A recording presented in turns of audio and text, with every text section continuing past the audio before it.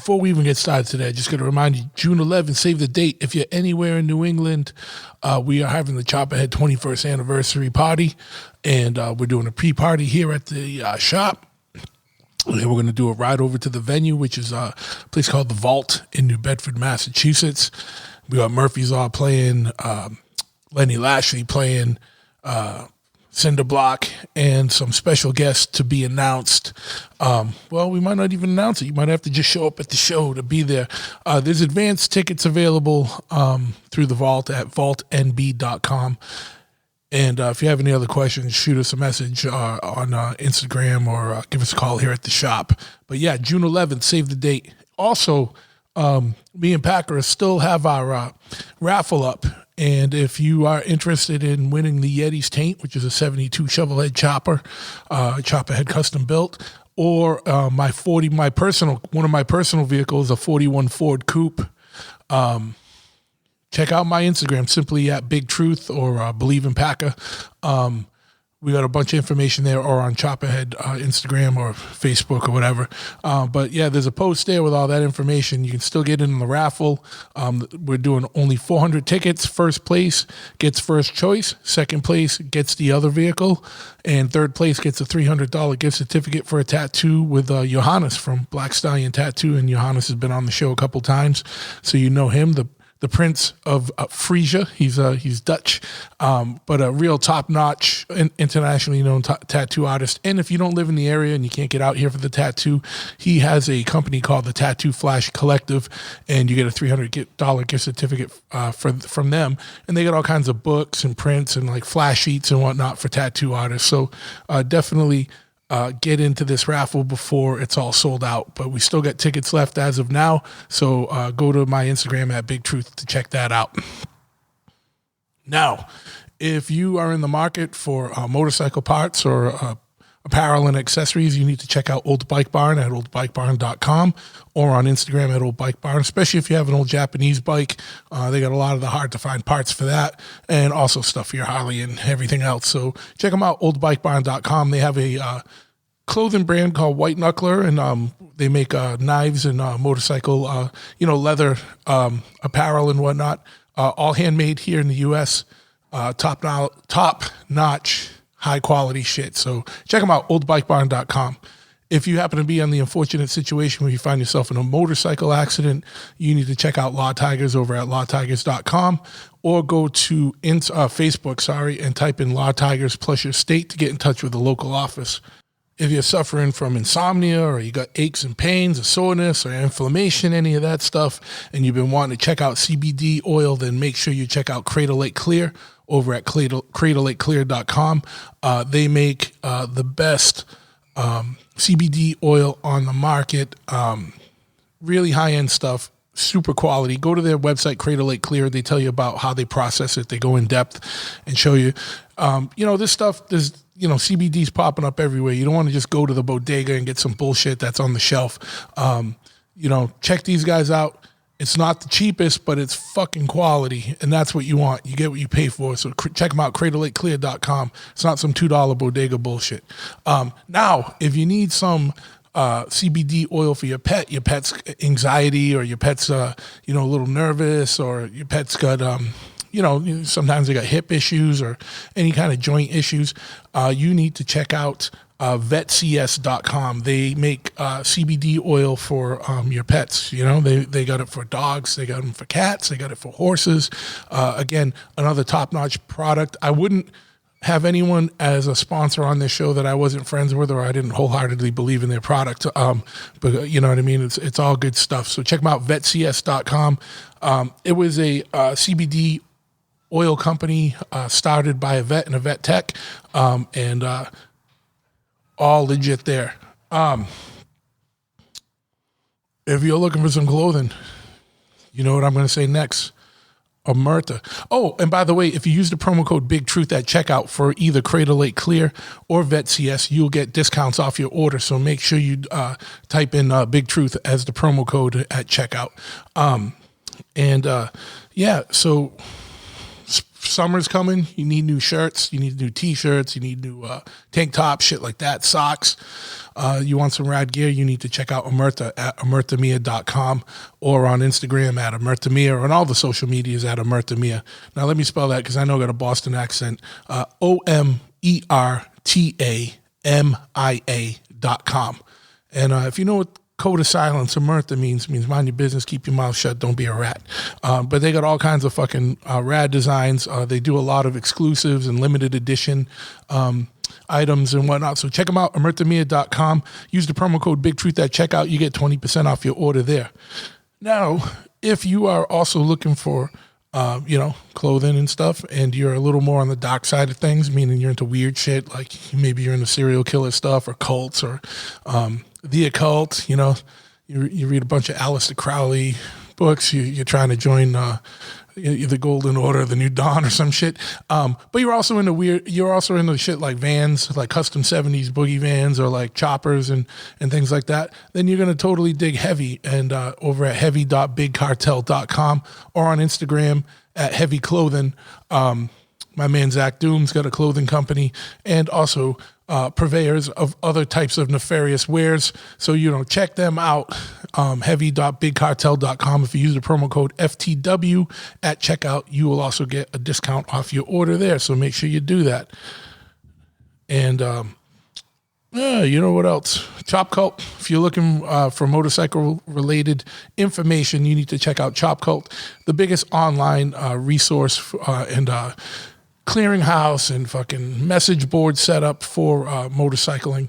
It's all broken up by different topic, whether you're into American bikes or Japanese bikes or British bikes or choppers or, whatever. If you're looking for tech advice, if you're just looking to post pictures of rad bikes and whatever, even off-topic stuff, they got it there. They also have a online swap meet where you can buy, sell, and trade parts.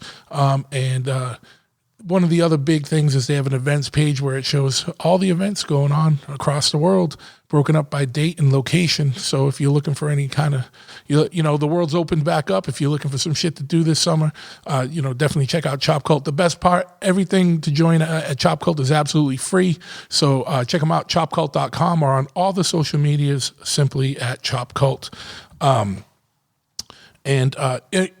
Also check out Pitchfork at pitchforkny.com, a clothing company and record label run by some brothers of mine. Top-notch stuff there. They're putting out records all the time, and also new clothing. And pretty much they've been in the industry for a long time, and it's like all the apparel that your favorite bands are wearing, these guys are the ones that are making that. So check them out, pitchforkny.com.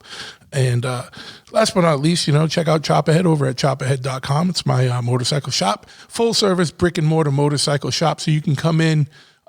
We have a parts counter, a showroom, and then a full service shop in the back. So whether you need a part, or you need a helmet or some riding gear, or you need an oil change or a full custom chopper built, anything in between, we do it all. So check us out. Performance stuff, audio stuff, customizing, everything. So check us out, chopahead.com. And last but not least, if you want to check out more information on the podcast, check out bigtruthpodcast.com. All the episodes are up there. And without further ado, we're just going to get into it right now.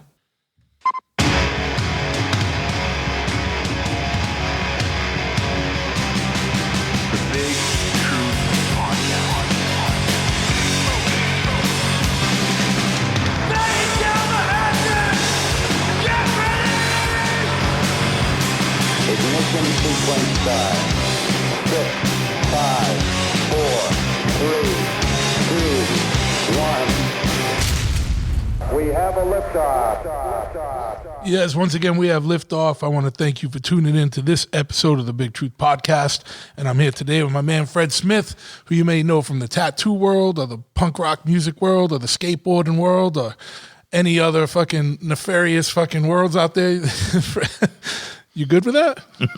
Nefarious? I don't know. I'm just I might need a dictionary for that one, but this is where I'm from, so whatever I have done is pretty rooted right in here, right? Yeah, Masshole, original Masshole. Yeah. So We already did a podcast before we even hit record, so we're going to go back and rewind and come back through it again. That was practice. Yeah, it was a practice. We had to warm up the throats, get everything broken in and everything, right? But if you don't know, Fred was a pro skater for Alva back in the day when shit was just popping and fucking getting good. And he's a known tattoo artist out here now. And how long you been tattooing, actually? I started around 85, messing around. Yeah. And then when I was out west skating, I got the chance. I was always an artist. Yeah. And I was always into getting tattoos. So, it was like, hello. It didn't take a brain surgeon to put those two together. Yeah. So I was out there and I was getting work by Mark Mahoney, and he was in a jam. You can be a rock star and be in jams, that's for sure. Yeah. I've been there. Yeah. And but I got a little apprentice for doing a little thing for him. He showed me the ropes. Like a quickie, it was like 3 or 4 months, but it got me right on track, all the tricks and the this and the that. Yeah. Well, shaking that single needle fine line, gray wash was and I still love the gray wash, but the single needle I had to, you got to scrub that. That's like, yeah. Come back every 2 or 3 years, we'll tighten it up.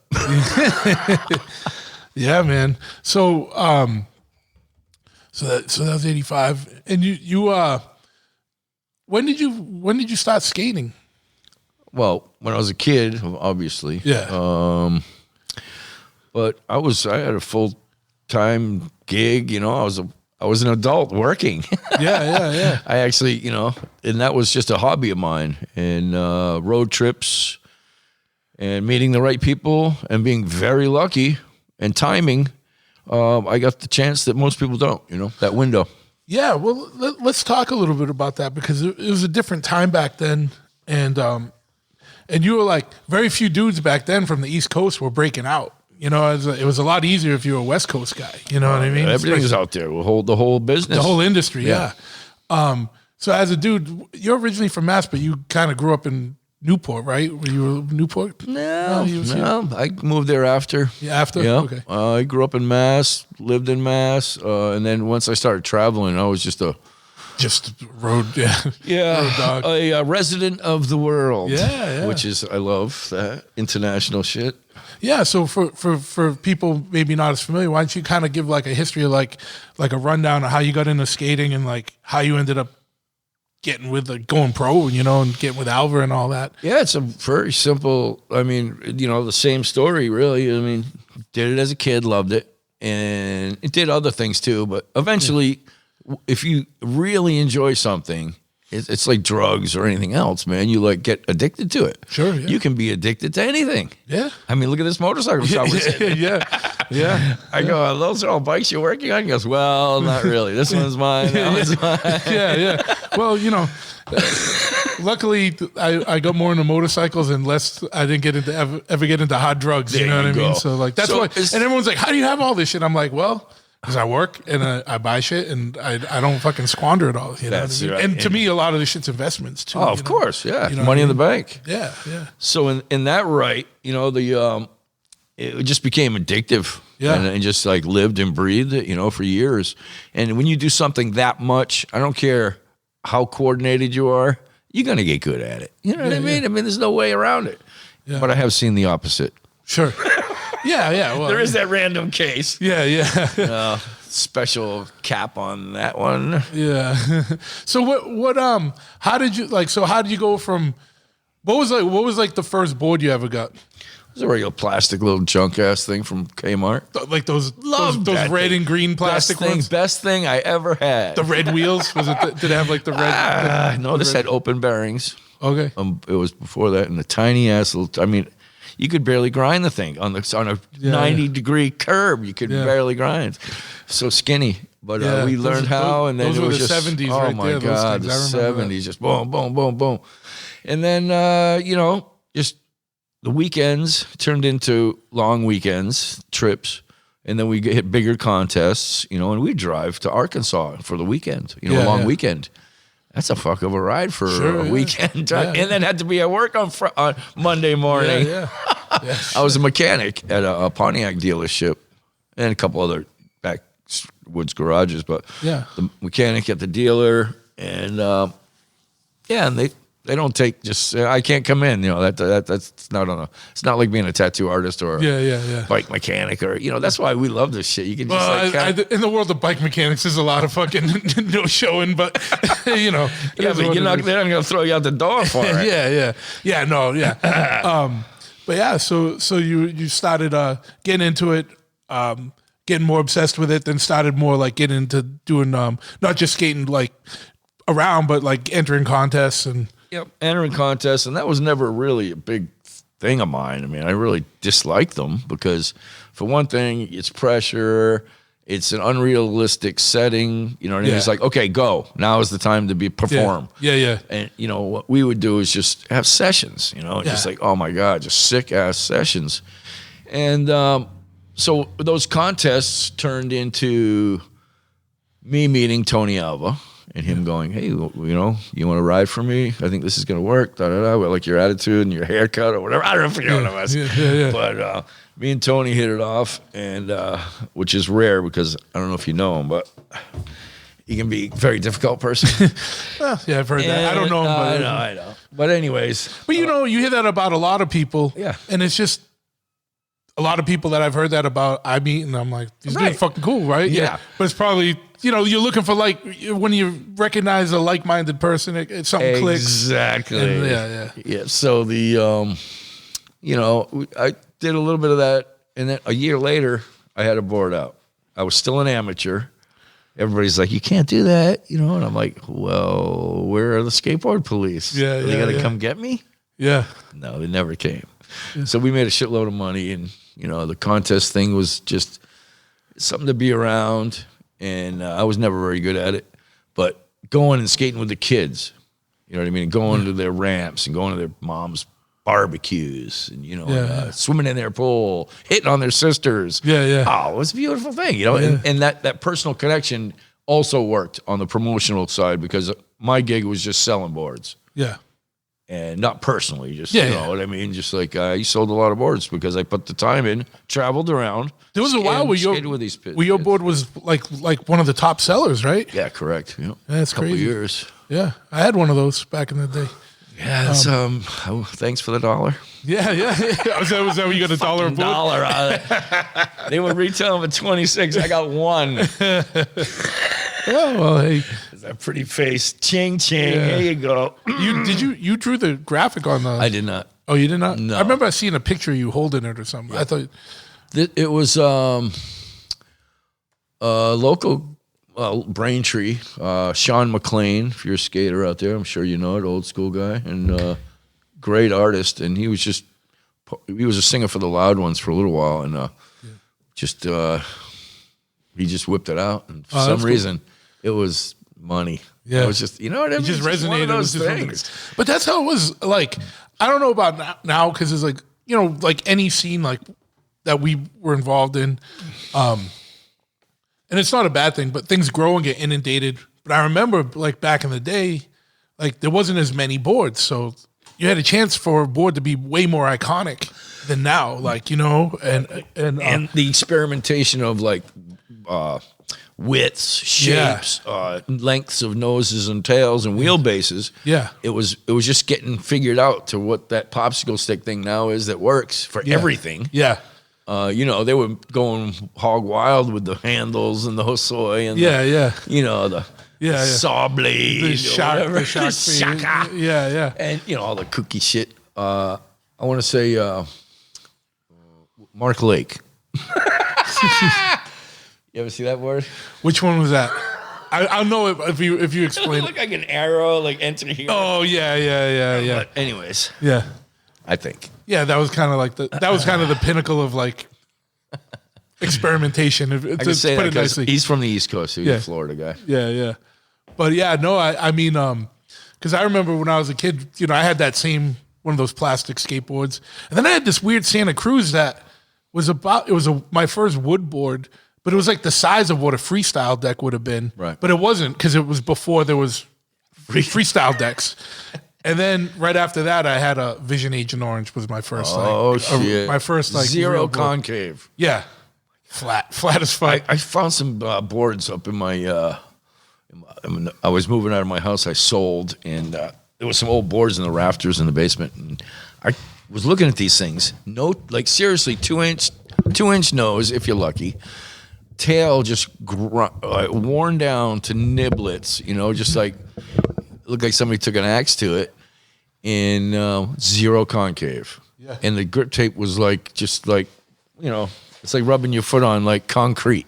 Yeah. That's how slippery it was. And we were freaking ripping these things. We didn't care. Yeah. And it's just like those little boards. It's like on a bike, when you get your first mini bike with the lawnmower engine. Yeah, yeah. Dude, if you had that feeling bottled up of you as a kid on that fucking lawnmower bike and then you on your first like sick chopper, same fucking thing. Yeah, you just don't know the difference. Yeah, and it's a graduation. And well, some people graduate, some people do not. Yeah. Well, and that's the thing. I remember, speaking on that, like I remember my first chopper, and it was like a 64 Triumph with like a, stretched out long Springer, 12 over Springer, fucking coffin tank, the whole deal. Death trap, Springer bouncing around. But I didn't know any better. I'm like, fuck yeah, this is fucking awesome.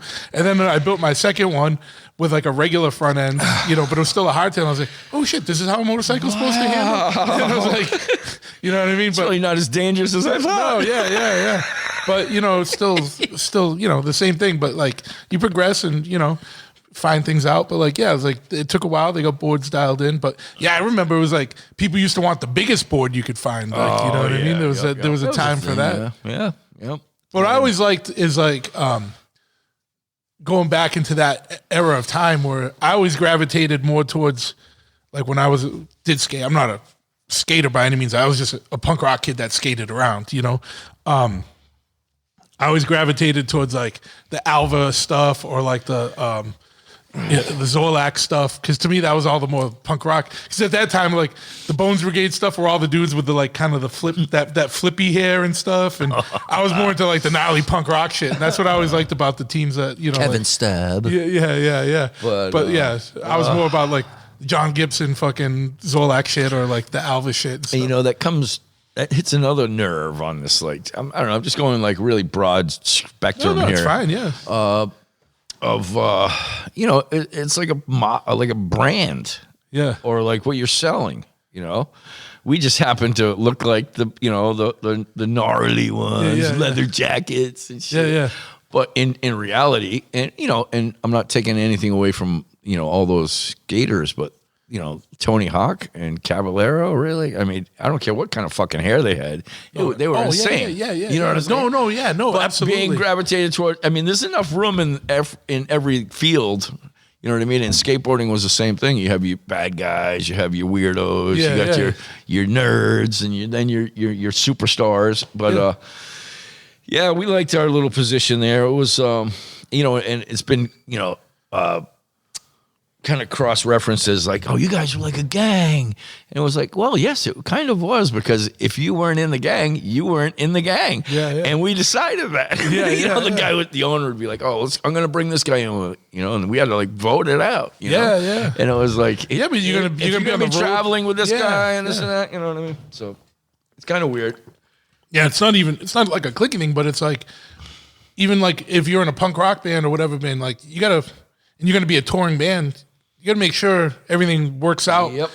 Not just like that they're a good player or a good skater, but can I sit in the van with this dude for 14 hours? There's a lot more to being that guy than just being good at something. Yeah. You have to be tolerable. Yeah. And be loyal. Yeah. And on time. It's like you got to be, every now and then you got to be an adult. Yeah. Sucks. Even when you're doing the unadult shit, you got to be an adult about it, right? It doesn't make any sense. Yeah. No, it does though. It's like we do chopper shit, but still got to be at the show on time and set up and fucking, you know what I mean? Like, where are those fucking chopper guys? Yeah. They're just chopper guys. Here. I mean, an hour into it, we're going to be fucking full retard, but but we'll be there. You know what I mean? Can't sell it if you ain't there. Yeah, exactly. But yeah, just like doing the tattoos, man. You can't make the tattoo if you ain't there. Yeah, exactly.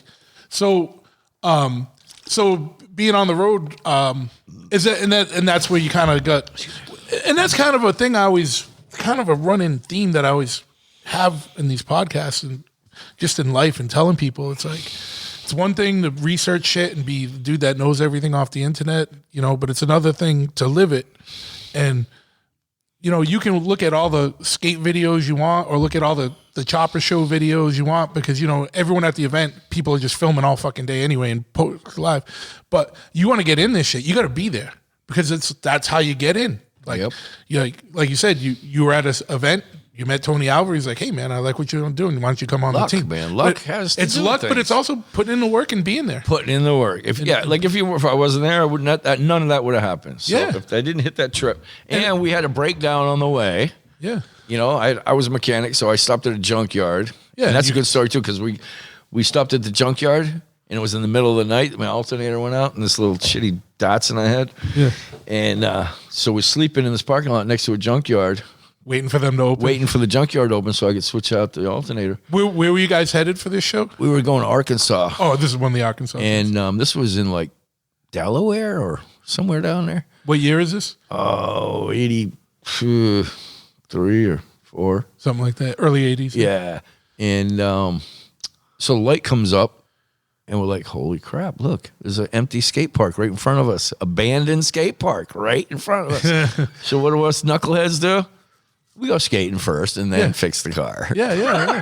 And then finally made it to Arkansas, and that was my in on it. That was just my, fate. Yeah, man. Or if it wasn't fate, fuck, it was great. Yeah. But that's the thing, man. It's like you when you're out and about, and then now you're on a skate team and you're traveling and you're meeting other people and you're interested in tattooing, and now you're apprenticing with Mark Mahoney, who's like a internationally known fucking cat. It was so quick. Boom, boom, boom, yeah, boom. just you were there. Just like you said, he was in the gym, you helped him out, and he's like, all right, fucking, I'm going to show you how to tattoo. But I'm sure there's people that would wait in line for fucking years and pay a lot of money to get an apprenticeship. I should tell you what it cost me to do that. I mean, what can I lose? Yeah.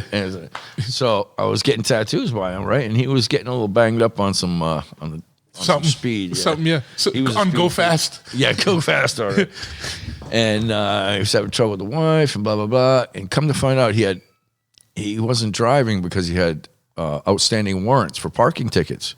300 and something, like 340 or something. So I made a deal to go down to the DMV for him to pay the tickets, $340. And he let me hang out for like 2 or 3 months, making magnums, making needles, how to shade, how to, diluting ink and just like the sterile process and the whole thing. Yeah. It's like, oh my God, it was a school. Yeah. For pennies. Yeah. Yeah, it was just luck. It was like, I've been lucky, man, Yeah. The thing is, and I don't tattoo, but I'm a part owner of a tattoo shop because my best friend in the world was a tattoo artist and I do the laser removal shit, but I'm around the tattoo culture and have been for a long time. And that's one of the things that I think was cool about tattooing back in the day was it wasn't just like, oh, you can draw good, so you're going to be able to tattoo in a week. Like, you still had to learn the whole thing. Like, you were still making needles by hand and fucking scrubbing tubes and fucking and learning how to sterilize shit. It wasn't just like, all right, I'm gonna buy fucking 2,000 needles and fucking disposables, which is cool. I'm not saying it, but like, it was way more of like a trade and a skill than it is now. Now, if somebody tells you they do tattoos, you got to beware. Yeah, you know what I mean. You can't just take it for like, wow, for being a tattoo artist. Some people just say that. Yeah. They got a kid online and they work on their friends. Yeah. And, you got to start somewhere, but don't call yourself a tattoo artist. No. But yeah, I mean. But that apprentice thing it's like being in like a bike club. It's like being in a freaking prospect. Yeah. If your guy tells you to do something, you fucking do it. Yeah. Because he's giving you life support system for the rest of your life, making fucking lawyer money. Being a fucking knucklehead. Yeah. So, yeah. I mean, come on. Yeah. I always was jealous. I wish I could draw. Like, and I'm sure if I had donated 100% of my time. Can't draw, I know. They can tattoo. Yeah. I could trace, But it was, to me, it's like, there's plenty of people. Like, I don't need to get in that world and I got my own fucking things. But I was always like, that's a fucking life, man. And I always get pissed when I see people that don't appreciate like what an apprenticeship is, or just try and get into tattoo artists and cut corners. Or they try and get into the game and cut corners and stuff. It's like sooner or later that's gonna bite them on the ass, you know. But like I felt like it was like at the same time where if you wanted to learn how to build bikes, you went to a shop and you apprenticed. Same type of thing, you know what I mean? You swept the floors, did whatever it was, and then you started learning shit. Be a helper. And you pick shit up. And clean parts, blah, blah, blah, and you watch. It was also teaching you the culture of things, not just the physical of like, you know, skill set. It was teaching you like, it was tradition and a culture to it like that. I have a lot of respect for, and it's sad that a lot of that's gone in all these worlds. Like, you know what I mean? Like that we're in motorcycles. Right, where you roll up on some motherfuckers shit. and you don't know how to act. Yeah. You know what I mean? You're like, hey, you know, you almost got us fucking killed right there. Yeah. But, yeah, I know you saw all 3 seasons of Sons of Anarchy, but it doesn't. It's not teaching you how shit works in real life. You got the biker vest. Yeah, all the appropriate patches. The pre-patched biker vests that you bought at Harley. I can't wait to see it. There's an inside joke about a vest he got that had all the patches already on it. Not MC shit, but like fucking live to ride shit. So when I do see that, I'll take a picture and post it up for everyone to see. But yeah, man. So what's been going on? Like, so you've been tattooing since the '80s. Are you still skating at all? I stood on one today. Yeah, but no, I'm getting back in shape. Actually, Yeah. I'm working my way into it. Last couple months, I've been stretching, been riding bicycles, and because what I did find is I got hurt pretty good a couple times. Yeah, and what happened was like I wasn't really into the skating. I just went skating. Yeah. So if you're not something like that, if you're not prepared, man, it's so easy to get broken when you're my age. I'm almost 60 years old. Yeah. 58. So yeah, you don't heal as fast. Hell as you do when you're 18.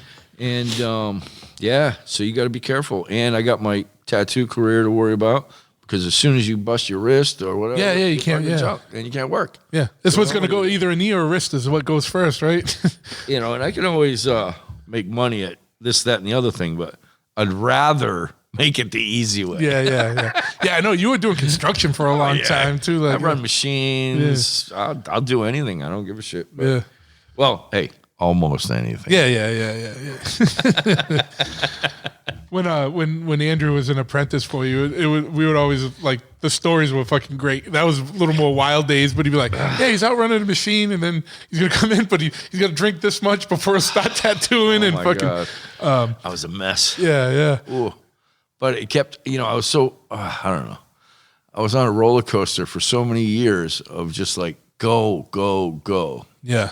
And finally the wheels fucking come off. You know what I mean? You need some maintenance. And that's what I wasn't doing, man. I was drinking a lot, doing drugs. And you can't keep that pace up, you know? No. And then in a family, raised my family, had a house, the tattoo shop. And the tattoo shop was crazy. We were just stupid. Yeah. It's totally dumb. I mean, there's no reason why it still shouldn't be there, but I just dropped it. Yeah. Just went totally berserker. Yeah. Oh, yeah, it got out of control. You know? No. But you know what? I mean, I don't know how to explain it, but, you know, it sucks that it's not there anymore. But it's to me, it's rad that it was what it was because I liked tattoo shops and having a tattoo shop way better when there was still like pirate dens and fucking bananas. Like now it's almost like you go to a lot of tattoo shops and you're like, am I in the fucking Gap or some shit? Like, you know what I mean? It's like someone's at the door like, hey, how can I help you? Blah, blah, blah. And it used to be like, I remember going into like Art Freak when I was a kid and Jack would be at the door and be like, what the fuck you want? You know, dude? Yeah. Who the fuck are you? Like, you know what I mean? And I'm like, and then, you know, you kind of, even just being a customer, you had to like earn your stripes. You have thick skin. You know what I mean? That's what I miss. Like, you know, it's funny. That was part of the weird thing when I went up to West. You know, it was a weird like they didn't know how to take that abrasive like East Coast. Yeah, you know what I mean, ball busting shit. Yeah. And then I finally I just had to tell you, it's like. That means we like you. Yeah, you know? absolutely. When we're busting your balls. That means we want to waste the time to take an effort to try and crack you. Yeah, you know what I mean? And you know, that's just the way it is. Yeah, and most people like in that situation don't realize all you're waiting for is them to come back at you. Keep it going. Keep it I don't going. know about you, but I've always been a very competitive person, and that's just another competition. Yeah, How just to ball busting. verbally stomp the dude. Yeah. Fuck yeah, man. And if you have something good to come back, man, we can appreciate it. Yeah. It's like watching anybody do anything else you love that's really good at it. You're like, holy fuck, that was awesome. Yeah, I don't yeah. give a fuck who did that. Yeah, fuck yeah, man, for sure. Even if it's on my account. Yeah. Because you just appreciate the technique and the skill, yeah, and the delivery or whatever. The level of the delivery. Yeah, absolutely. Yeah, I don't know. I feel like, I mean, I don't know. Hopefully that's spread, but I've seen that too. Like even in the motorcycle world, like you go to different regions, and you ball bust, and people get like hurt and like upset, and it's like, nah, I'm fucking around, man. Like fuck, like if I didn't like you, I wouldn't be saying anything to you. Exactly. Like you know what I mean? Yeah. Like yeah, like And then finally they get it. You know. yeah. I mean, I've had situations that I've been in weird, like not that, but where at first they take it the wrong way, but then they learn that holy shit, he's actually taking the time to actually talk to me. I'd much rather just say, hey, fucking get the fuck away from me. You know? Yeah. And then you know what's going on, but you know if you're just playing around, having fun. So going back to like the skating stuff, like how long is it like? So you meet Tony at that one contest. He's like, "Oh, let's do stuff." And then did you start like really going on the road with Alva right away? No, or? not right away. No, what did I do? I think there was like a couple of contests they sent me to on the East, and then they did they ran an ad in the magazine, and then we just came out with it like. 85, I think. So you weren't even pro at the time. I was never pro. I never turned pro. Yeah. I just, it's like fuck. I just skate. Who Yeah, cares? yeah. It's not like Because really, I don't want to label. Yeah. I just want a paycheck. Yeah. So, but like, it's what you did was it wasn't like the difference between what you're doing in pro is just a name. You didn't do competitions to get pro. You just You were traveling around. Yeah, like you said, crashing I was with just doing it in a people different way. Yeah, and hanging out, Yep, and then hanging out, doing the like putting the time in with people. Yeah.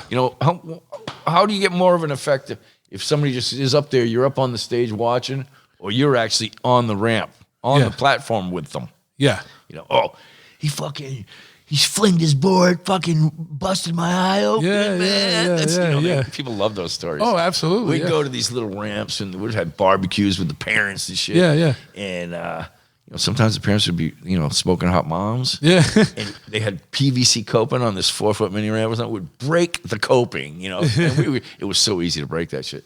But you break it, they're just like super impressed. Yeah. That guy broke my coping up my ramp. Yeah. And it's almost like being a pro bowler, It's like, when you get to throw shit and smash shit, Like, and that was like skating. That was sort of thrashing, and all that stuff came from just skate and destroy.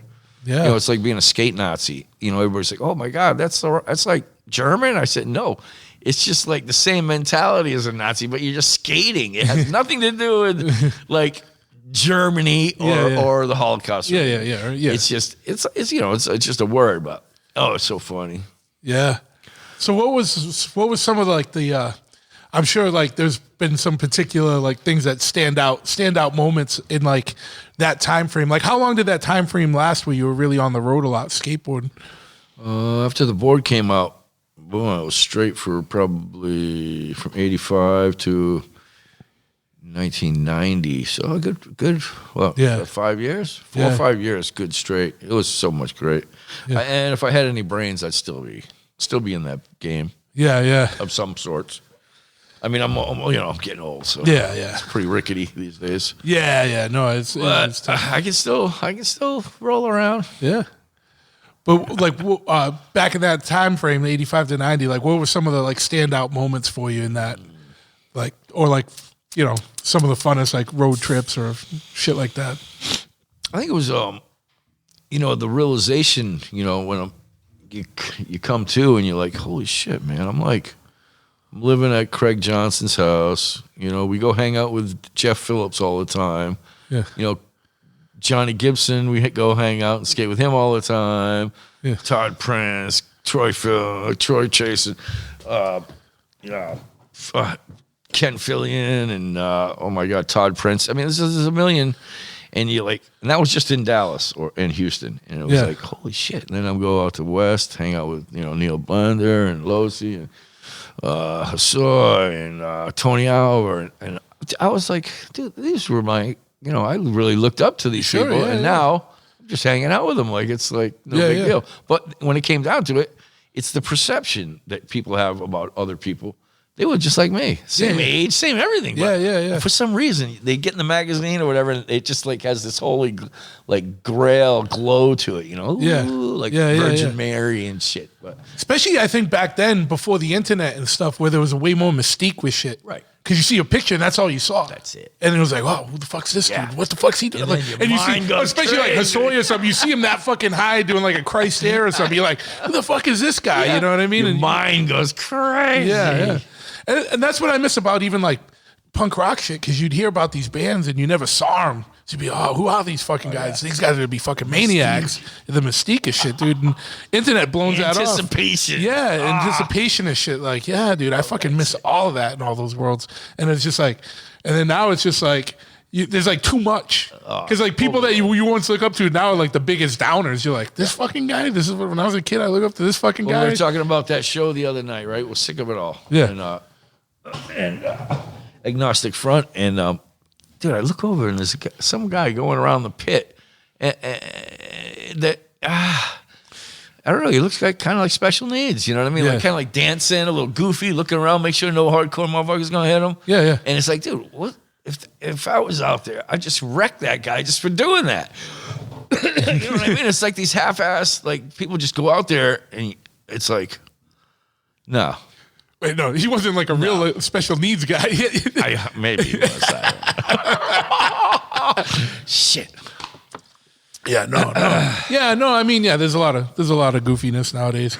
But I mean, like even like I was never been more disappointed than the last couple of years with a bunch of the bullshit that's going on in the world. And you see these punk rock motherfuckers, and you're like, are you a shill for fucking Pfizer now? It's like, you know what I mean? There's a lot of bullshit, dude. And I'm like, and you were like one of the biggest, not you, I'm talking about these people, biggest anti-fucking corporate, shit. And I'm like, well, you get old and just fucking, you invest in that shit or something, dude, and we don't know about it? You know what I mean? But whatever, like we won't get into a whole political thing here, but yeah, man, fucking, but yeah, dude, the mystique of like, I remember getting Thrasher. I'd get Thrasher a lot just to read like Pusshead's articles to find out like some new music and shit. And I saw one picture of Septic Death. And I was like, oh shit, these dudes look fucking gnarly. You know what I mean? I had some Septic Death records and shit. And I was like, I gotta get all this other shit. I was like, he was all fucked up. He had like a mask on with like one eye cut out. Fucking, the bleached jeans, fucking weird dread things and shit. And I was like, this motherfucker's a maniac. Did Pusshead do their stuff too? Yeah, that's what I mean. Oh my God. Well, he was that was his band, but he'd do that article Puzz Zone that. Oh, that was his band? Yeah, Septic Death was his band too, yeah. And but you would see all that and I would like, that's how you found out about shit, but whatever it was, like the world, like that was before I was really into bikes, but like punk rock shit, fucking skater shit, like it was fucking cool. It was, and I'm not saying it's not cool now because obviously it is. You know what I mean? I just feel like a lot of the Olympics. I know. I just feel everything's a lot bigger now, and when everything gets bigger, it gets a little bit watered down. Now there's always going to be real motherfuckers. There's always going to be real motherfuckers, but there's just a lot more tourists in a lot of things. But I don't know. Skateboarding in the late '80s. Early 90s, there was a lot of fucking tourists in it at that point, too. It got big. It got big. Like, I remember when it went into, like, X Games and shit like that and fucking... Yeah. And right when I went up to California, that was right about the same time. Yeah. So you kind of rolled in. It was actually a little bit before. It was before. So you just kind of beat the crest of that wave. Yeah, of the kooky, super kooky shit. And, but like you were saying about the... just kooks, because when I was in Venice Beach, I was hanging out with Jay Adams and Tim Jackson, Aaron, Dressen. I mean, the list is huge. Yeah. And if you went down to Venice Beach as a valley dude, like if you were a kooky looking dude, I saw this guy show up one time, and we're just down there skating, and he shows up with a skateboard, a jam box, a leather jacket, and a chick.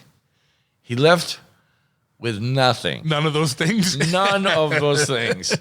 And crumbled. I just saw, they'll just grab your shit and say, then the guy's like, boom, boom, boom. Now get the fuck out of here. Yeah. And that's it. Yeah, you weren't supposed to be here. There's the penalty. Yeah, yeah. It ain't like that. It's the tax. You paid the street tax. No, it's street tax. Yeah, yeah. But back in the old days, man, you saw somebody walking down the street, you know, especially when you're from the country-ish, you'd see like somebody skating and you like pull over. Oh, what the fuck you doing, man? What kind of band you into? Where you skate? Yeah. It was so limited. But now, and then once it gets out there, then it's the turf war. Yeah. But No, I get it. Yeah, LA was so different.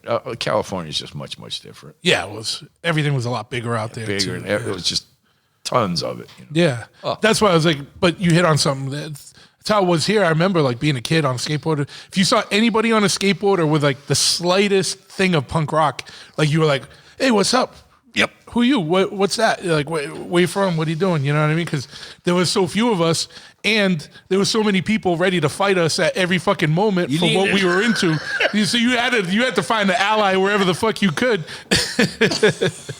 Try and grow those numbers. Yeah, exactly. That's so true. Yeah, it was good, man. But I don't know. It feels like when you go through it like that, you get a different appreciation for things. Yeah, it's a totally different era. Yeah. And mentality. You know, it's kind of cool that you really that you can't do a lot of that shit anymore because cell phones and cameras and it's just I think the learning curve, it takes a gap. You know, like those motocross motherfuckers that jump like 100 feet. Yeah. You know, instead of hitting the moguls like normal, you know, they just jump over everything. And that's like not learning all the little things from having to do it, from failing. You know, they asked Mr. Google, fuck, you're done. Boom, got it. And it's I'm not going to say cheating, but it's you're getting helped a bit much. Yeah. And it's just what do you really learn? I mean, yeah. I mean, hands-on stuff is just so it's in you. Yeah, you know? Absolutely. Yeah. And you know, but at the same time too, it's like with anything, it's crazy how things progress. Because I remember when I was like more avid into skateboarding, it was all about like boneless hand plants and who could acid drop off the highest fucking thing. That was the biggest thing. Like, all right, I'm gonna acid drop off this shed and hope I don't fucking die, you know, or whatever. But then a couple of years later, you know, the first thing kids are learning are kickflips when it took us forever to figure out a kickflip, you know, or whatever it was, you know. And but that's the first trick someone starts with, so they're going to advance it further. When you have it on video and you're analyzing it to a scrutiny, and then you just go, okay, boom, boom, boom, boom, boom, 1, 2, 3, 4, 5. Yeah. But back then, you know, we didn't have a lot of that video. No. It wasn't a lot of people to rub that level of, you know, performance on. So then you just say, oh wow, it's like riding or doing anything else. When you're doing something with someone else, it just kind of it all flows and kind of flows into you. You know, like I've seen people do things skating, you know, skating with different people that were like, wow, where the fuck did that come from? You know, like, but like you're gonna, but like I said, when you're physically there, you're gonna be able to pick some of that up more than like you say, and than watching a YouTube video or something. You might get the technical aspects of it, but it's gonna come different if you're out there doing it. Well, that's all we knew. So yeah, exactly. So I know I've been wanting to have you on for a while because, like, you know, you're involved in pretty much everything this podcast is about, and I know we already talked a lot about shit ahead of time. But what do you? I know you got a new bike coming, but what have you been riding nowadays? I know you had an old Triumph, and I got an old Triumph that's it's been put up for a while now, but she needs some help. I got a problem with really beating the shit out of stuff. Yeah, I mean, I break them, and then I like to fix them, and I like to break them. So and I know that whatever I'm doing, it can be reversed, but I'm not going to jeopardize my performance of my ride because of being afraid of what I'm going to do to the machine. Yeah. That's just material bullshit, which you can always repair or fix or do whatever. Yeah. But yeah, no, I grew up riding mini bikes, bicycles first, skateboards, mini bikes. mini bikes, bigger mini bikes, motorcycles. Yeah. You know, I don't know. If it was fun and there was some adrenaline to be had there, and a bike it's very similar to skating, singular operation. You know, you got one machine and one skateboard, one person, and it's you and that thing. Yeah. And I've had a lot of bikes where I'm not even really driving this bike. I'm just like guiding it around. Yeah. And that's the difference between when you ride with someone that you know knows how to ride or not. They're not struggling the bike. You know, they're not like trying to maintain the bike. All you're doing is shifting the thing and guiding it left or right. Where to go? The fucking thing's doing everything else. Yeah. And a little extra throttle never hurts. Yeah.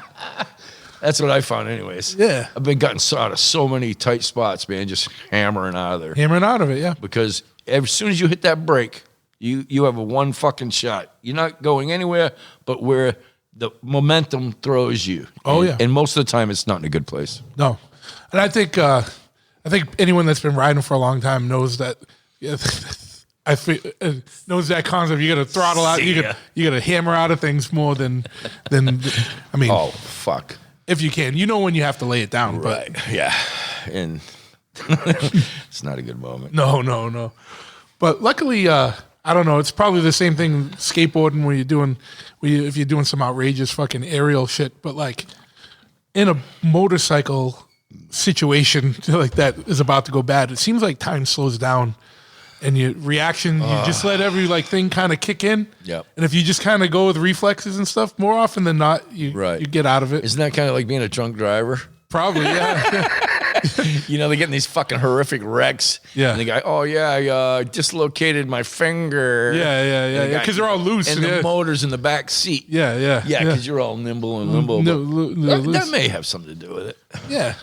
Yeah, well, they say that a lot, actually. Like, anytime there's an accident with a drunk driver involved, a lot of times the drunk person fares better than because they're not tensing up and freezing up. For some reason, that jolt will do a lot. And what I found is being tense and shit too. It totally stresses out your whole body. You know what I mean? I've been, since I got sober, almost over a year now, and your body, so much. It's so resilient that, you know what I mean? I mean, after everything I did to mine, and then a year later, man, my skin's better, my health is better. Yeah, man. My mind is amazing. Well, I mean, for me. for me. But, the human is just an amazing fucking thing. Yeah, man. We're capable of so many things. And I don't know, like you, I like all the cool shit. Yeah. No, but music, bikes, skating, fucking, I don't know. But dude, and also respect for, doing getting sober and taking care of yourself. Because, I mean, I've run into you a bunch through the years, and you're looking way better now. In every sense, what you just said, going through it, you know what I mean? Like your presence and, all that stuff. So it's good, man. Having a clear mind is a lot. Yeah. And I was, I'm not going to throw reasons and point fingers, but, I had a problem. I was doing it for a reason. Yeah. And there is no right reason. So I don't know. Time to change. I changed it. So now let's get on with having some fun, Absolutely, man. Right. And how's it going? Is it being a year in? Is it like not autopilot, but does it get easier for you, to sustain? I don't know about easier. Yeah. It actually gets harder. Yeah. Because at first I was in a program where you couldn't. You had to be straight. And now that I'm on my own, after, they call it graduating. When you move out of this, house. Now that you're unattended. Now that I'm an adult. Yeah. But all my vehicles are legal. I don't have any warrants. I don't have a cast. Yeah. No crutches. Yeah. I mean, and we all do stupid shit, but sometimes it feels good to just not have to worry about some dumb shit like that. Like I'm like, all right, there's no warrants. I'm not one ticket away from losing my license. I'm not fucking, you know what I mean? Like, Dude, I can't say all my bikes are legal right now, but or all my vehicles are legal. Well, I'm saying I'm mostly there. I'm saying I'm the legalest I've ever been in my whole life. Yeah, I'm not gonna say 100%. yeah. But yeah, fucking lifetime looking over my shoulder. Yeah. And I don't know. I mean, and when you're fucked up, it gives you a little high. Yeah, sure. Another little high. It's like, oh wow, ooh, I got over that. Zing, zing, zing, yeah. This could happen. Oh yeah, this could happen. Yeah. Talk about a roller coaster. Yeah. You going on a motorcycle ride or a roller coaster ride? Yeah. Roller coaster ride of life. But yeah, man. So no, it's good, man. I'm glad though. Like, I think we're the age range too, where a lot of people, if you've made it this far, it's a good You're thing. Lucky, yeah. And then a lot of people are kind of sobering up. No pun intended, but sobering up to that. Like, all right, man.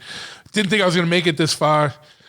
Got to kind of get some shit together to keep it going. I mean, I quit straight up. I had to quit 100%. But I mean, shit. If I could have a couple beers, I would love that. But I cannot. Yeah. And you know that about yourself. Yeah. So. And I've already drank enough for two lifetimes. Yeah. Your liver's like, we're good. And I'm tell you what, it's real nice having the.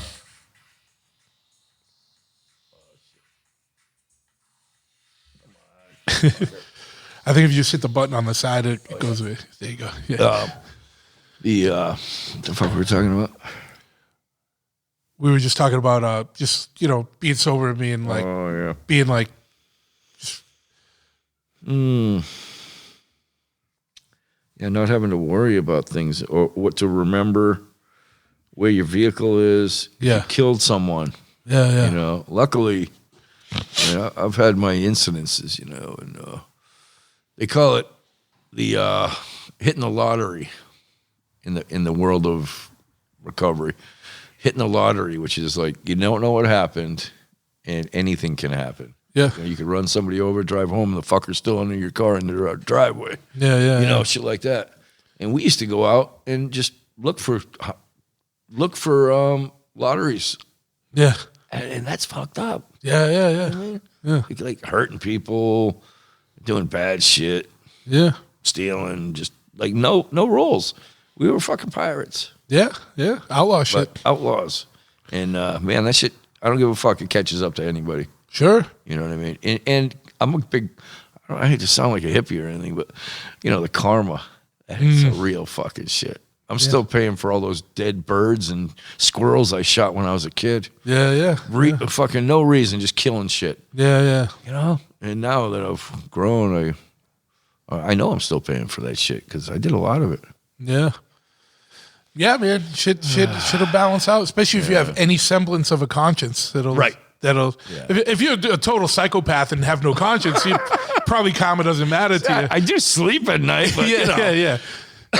So I'll only go with one of those. Which one's the better one? That's fucking great. Yeah. What was back when you were skating more? What was I know you did a lot of street ramp, whatever. What was your favorite shit like? Pools. Actually, ramps. Yeah. A real nice vert ramp in a somewhere iconic to go, or even if it wasn't, if you didn't know what it was, if you heard about, like you were saying, the stories, the perception, or the preconception. Like you heard about this place. Yeah. Now it's a destination. It's sick. It's a destination. You're on your way, and that road trip to where you're going, dude, it's like you're high that whole time because it's that anticipation. That's that word I might use a lot, but it's so incredible. No, it's true. But I think, that's what's wrong with a lot of people these days. You go on your phone, you don't need anticipation. It's fucking right there. Yeah. And in the old days, we would have that, and then we'd go do something. And I think it's lost. Yeah. People just don't go fucking outside anymore. I know. And I that's been a thread, on some of the episodes here. And I don't sound like an old guy or whatever, but I only say this because if you're a younger dude or a younger gal or whatever listening to this, don't take heed to this shit because the wanderlust, like the whole thing. like, I remember pre-internet or whatever, you know, like a band would come to town. Like Agnostic, I remember there was a show, Agnostic Front, Youth of Today came to, played in Providence. And I remember not being able to sleep the night before. So fucking excited. Like, can't wait tomorrow. These motherfuckers coming from New York. Blah, blah, blah. You know what I mean? Like, can't wait. Going to see Agnostic. And it was Front tomorrow. worth every bit. Yeah, and it was. And it was the whole anticipation. And then, like, you know, me and Ryan and our friends, you know, like, fuck yeah. And then just getting everyone together, jumping in the fucking.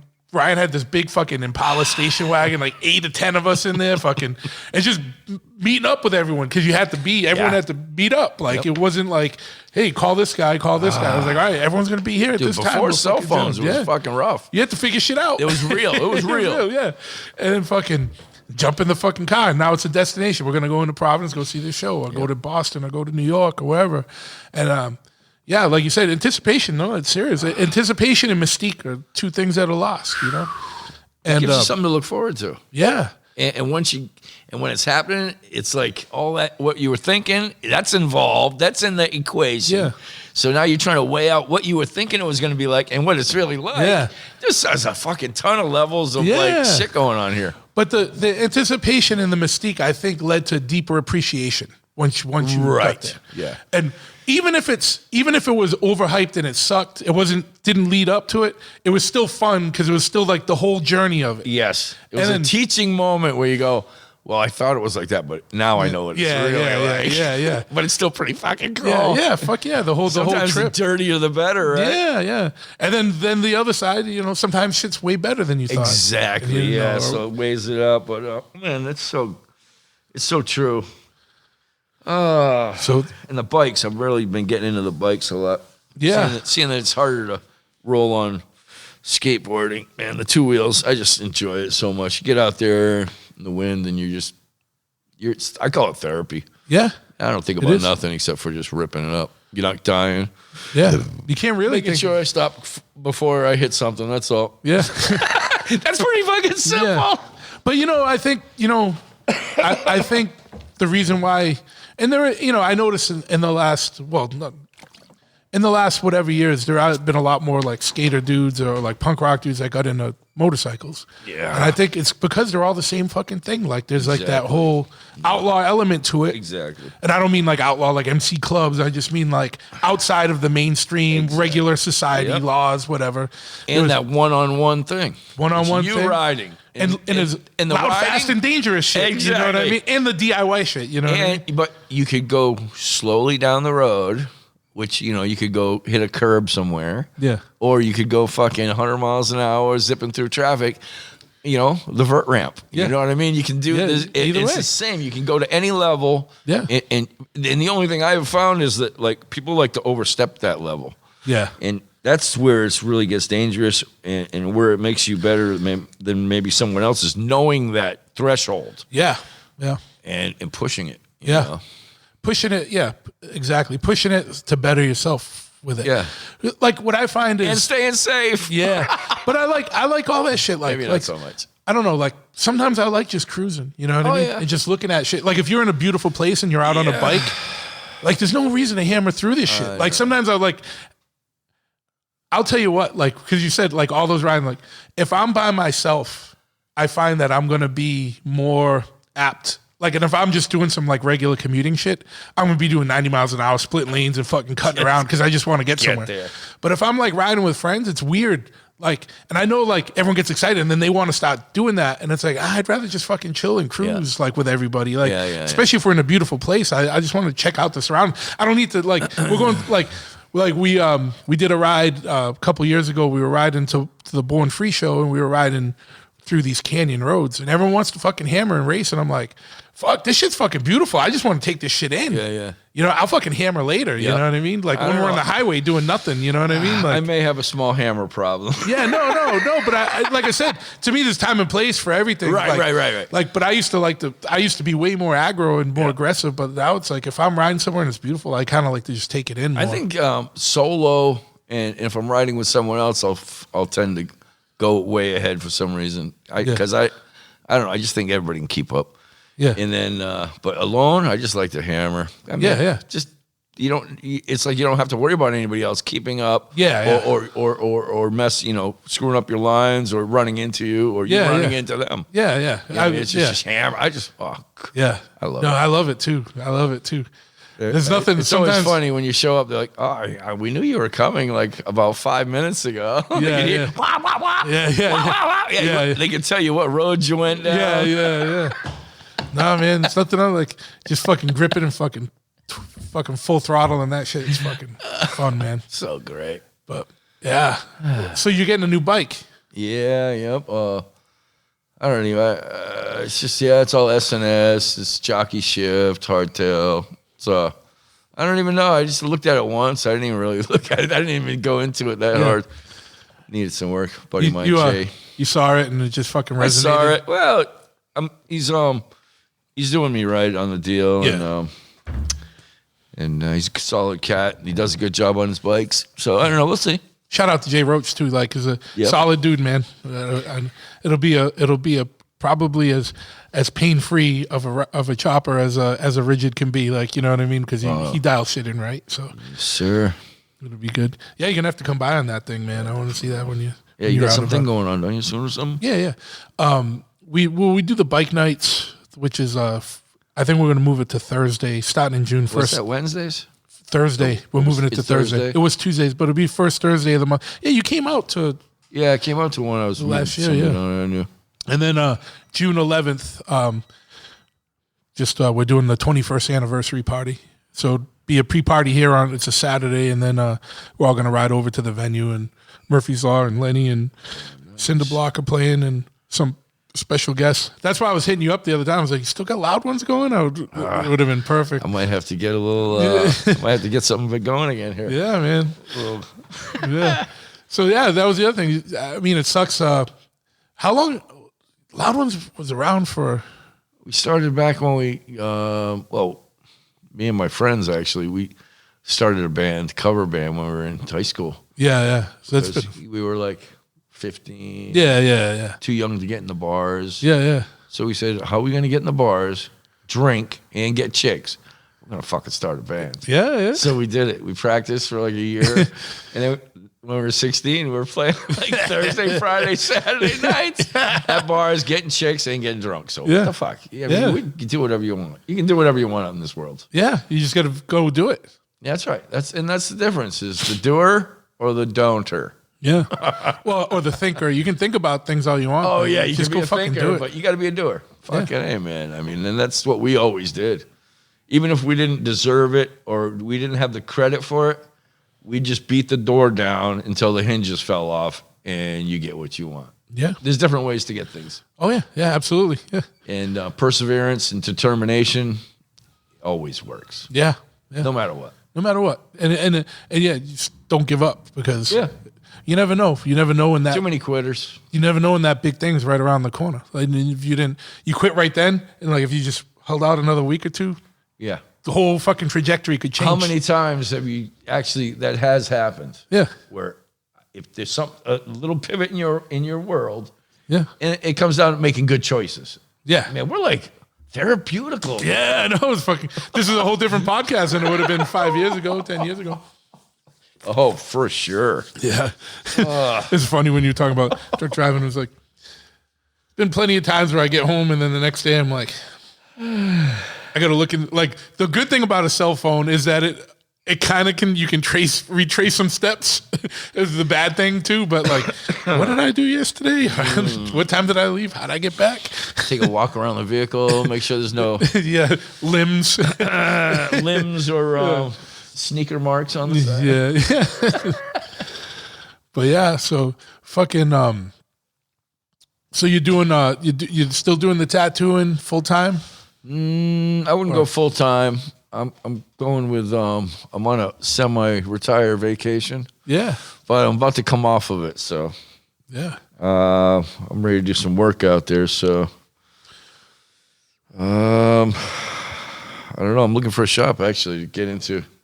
Yeah, man. But that'll happen. Fuck yeah. I don't want to rush into it. Yeah. The good thing though is like you said, that's a lifelong trade and a skill. So as long as you don't fucking fuck up your hand, you can always Yep. Jump back in. And even, you know, if your reputation gets hurt, it's going to always bounce back from that also. Yeah. It's a pretty forgiving world. It really is. For the most part. Like, Yeah. And as long as you go about things the right way, you know what I mean? Like, unfortunately, sometimes it's too forgiving. Like, Right. there's a lot of people around in motorcycling and tattooing and fucking punk rock that I feel like really 10, 15 years ago wouldn't have had the length of stay that they have nowadays. You know what I mean? Yeah. Believe me, I'm not elitist or anything. I think it's the same as you. It's like when you come from something that you really love and you put in all this time into this stuff, like there's a worthiness to it. yeah. And if someone's doesn't treat it the right way or just kind of is in it to profit off something Exactly. and didn't really put in the time or know, like I don't like motherfucker. If someone's doing better than me in whatever, fucking great. Yeah. But if they're coming from a place where they love it and they've worked at it and they've achieved, I'm like, fuck yeah, man, you're an inspiration. I want to work harder. What they have is good quality and has merit. Yeah. You know, and it's like metaphors are great. It's like, you know, you don't go to a fucking online college and they're letting you do fucking heart surgery. Yeah. You know, you got to pay your dues. Yeah. Are you referring to that tattoo college online? Did you see that shit? No. There's like literally like a tattoo course or something, like a tattoo college. I think it's in New York or some bullshit. Like anything to make money. Fucking people grab shit. That's on fucking, board. You might as well just call that clown school. Like, you know what I mean? God. Like, holy shit. Like, but like imagine somebody coming up at the shop. Yeah, where's your credentials? I went to right here, University of New Hampshire. I did an online course in tattoos. That's right. Even like tattoo removal, people hit me up like, "Oh, I want to do this," and I'm like, "It's great. You got fucking a couple $100,000." Yeah. Because the machine is this much, you're gonna have to go for training, and it's not like you just jump into shit. Like people think, "Oh, I could do that." I've looked into that. That's not cheap. No, you got to pay a doctor to be on staff. There's a lot to it. Like more insurance and fucking, it's a lot of bullshit. And it's like, and right now there's a lot of places doing it, like that aren't like tattoo shop type places, but like laser spas or like dermatologists. Everyone's trying to glom on to make bucks. And I was thinking about it was, I was thinking a tattoo or somebody that knows about tattoos. Yeah. And how tattoos are applicated. That's what I do. I reverse engineer it. But some people do not. No. They're picking at it. Yeah, they don't know what to come do. back 4, 5, 6 times. Yeah. It's like, is it necessary? I mean, if like a light tattoo, you probably get rid of in 2 times, right? It's so weird because, without getting boring people and too technical, it really depends on a bunch of variables. It depends on their skin. Depends on the ink, because you know there's different inks. More concentrated, less concentrated ink. Depends on the hand of the artist, how deep it was put in. There's a lot. Depends on the circulatory system, because the laser breaks the pigment up or the tattoo up, the ink up, and then your body needs to absorb it and flush it out. Oh my God. So it depends on all that shit. Depends on the color of the ink too. Like green is super resilient. Black is the easiest to get rid of. And red's probably wicked easy too. Red's easy. Yeah. Green is just the problematic one. It's weird. So if you got a shamrock, I'm sorry. You know what I mean? I don't know. I can't guarantee that comes out. Shamrocks. For all the Irish out there, I'd like to tell them, all right, shamrocks are forever. Yeah. But you know, so there's a lot of things to it. So, but it's like anything, like, you know, like you got to go into it and really learn it. You know, you can't half-ass shit and fucking persevere, you know? Exactly. But fuck, man. Like, I know you gonna do any Mother's Day shit? Yeah, make a phone call. Yeah. I know I appreciate you coming in on a Sunday. What have we talked about? What's going on? It's important. We hit on a lot. I feel like we had the podcast before we even started. Hey, next time, start the fucking thing when I walk in the door. What we're gonna do is just put a lav mic on. Lav mics on. So we just walk around and fucking, hey, what's up? Here we go. Let's fucking go.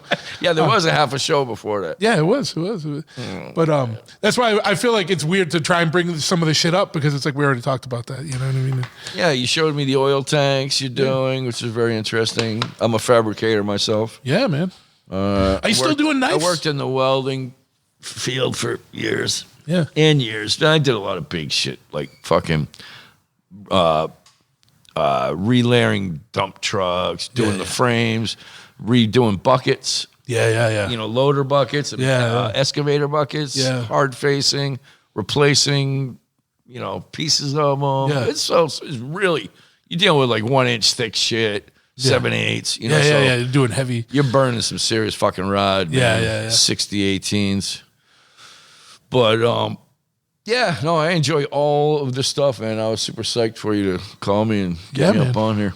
But dude, fucking because I need the work. This is a shout out. Yeah, you can go on my Instagram, Fred Smith, lower.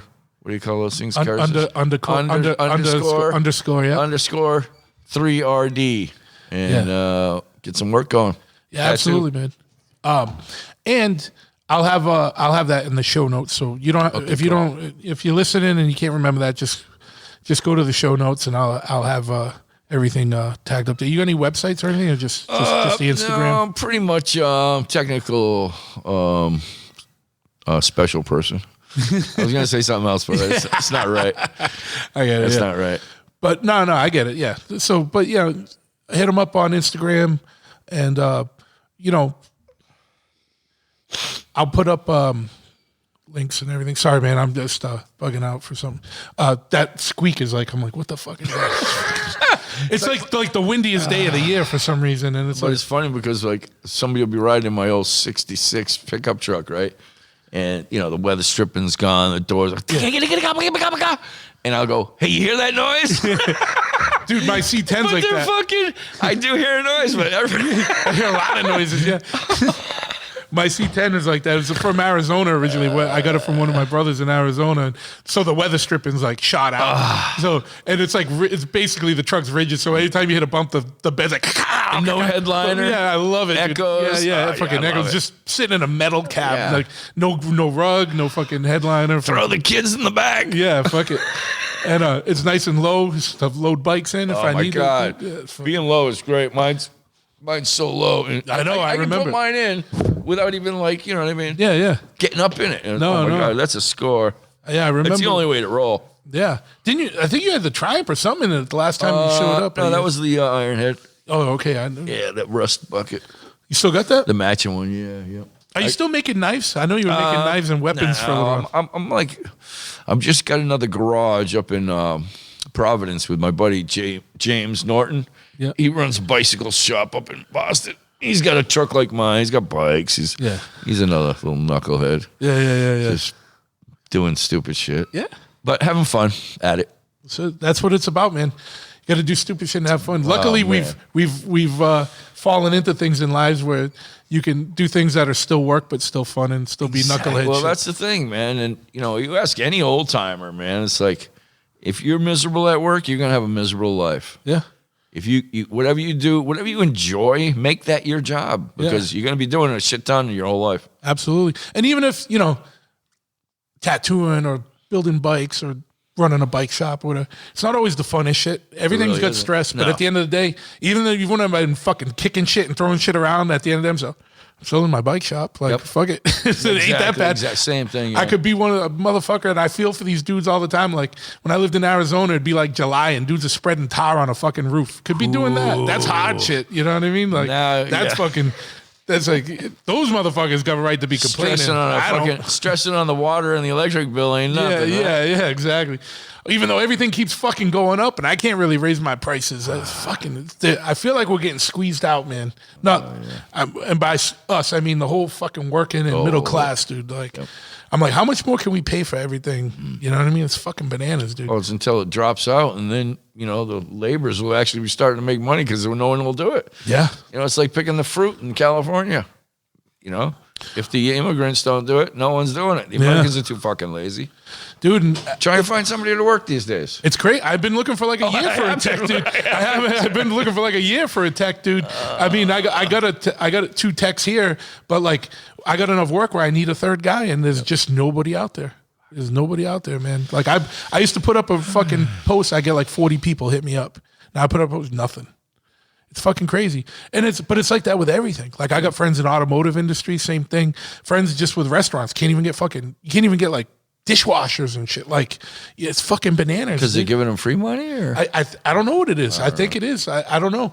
But even this is like the first time where like, if you want to get in one of the construction or trade unions in Boston, you don't get to know anyone anymore. You used to have to have like a cousin or someone, or a relative, like to put you down. Like they're fucking taking. They can't find enough people. Like, crazy. and that's like those are good jobs, good paying jobs, dude. Like you could go fucking getting iron workers or electrical or any of that shit right now, and you could be making fucking real money.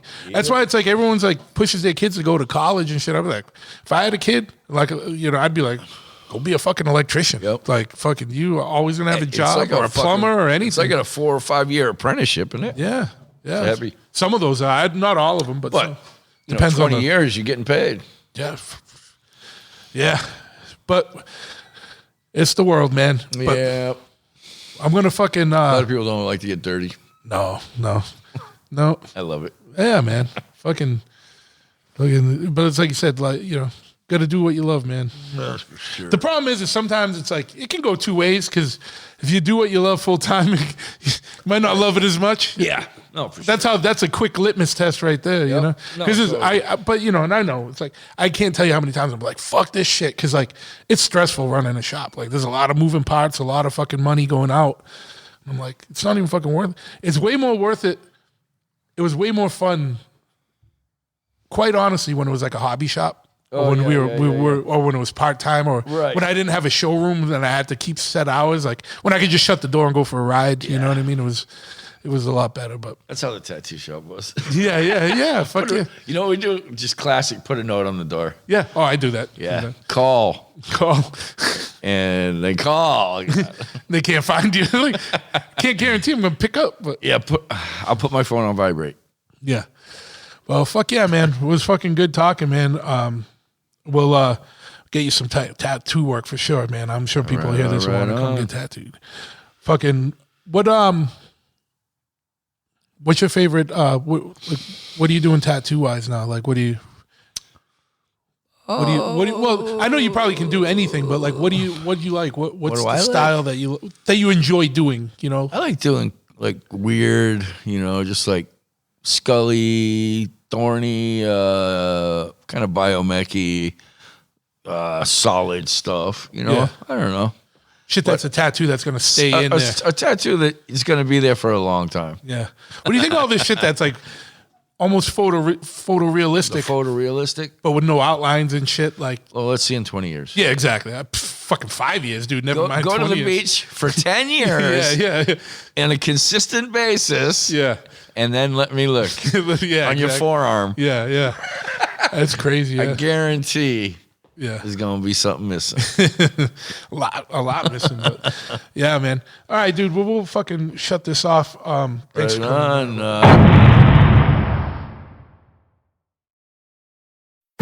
Fargo, the new virtual assistant from Wells Fargo, makes banking faster and easier. Like this. Fargo, what's my checking account routing number? And this. Fargo, turn off my debit card. And this. Fargo, what did I spend on groceries last month? And that's just the beginning. Do you, Fargo? You can. In the Wells Fargo mobile app. Learn more at wellsfargo.com/getfargo. Terms and conditions apply. Your mobile carrier's availability and message and data rates may apply. Wells Fargo Bank, N.A., member FDIC.